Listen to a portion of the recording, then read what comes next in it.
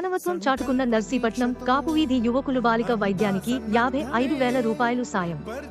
పలువురు ప్రశంసలు. నర్సీపట్నం ఫిబ్రవరి 26 Visakha today.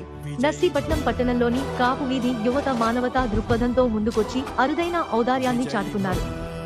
Narsipatnam municipality పరిధిలోని కాపు వీధికి చెందిన యువకులు తీవ్రమైన లీవర్ వ్యాధితో బాధపడుతున్న చిన్నారి ప్రాణాలను కాపాడేందుకు తమ వంతు ఆర్థిక సాయం అందించారు.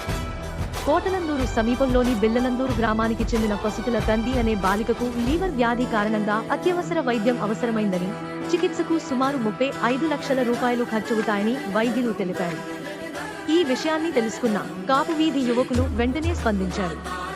మనుమంతు రాజా, సూరకాసులు గోపి, నానాజీ, అంజీ, సీత, ఆకాష్, శంకర్, గణేష్, అశోక్, రవి, శ్రీను తదితరులు కలిసి స్వచ్ఛందంగా విరాళాలు సేకరించి 55,000 రూపాయలు నగదును బాలిక కుటుంబ సభ్యులకు అందజేశారు.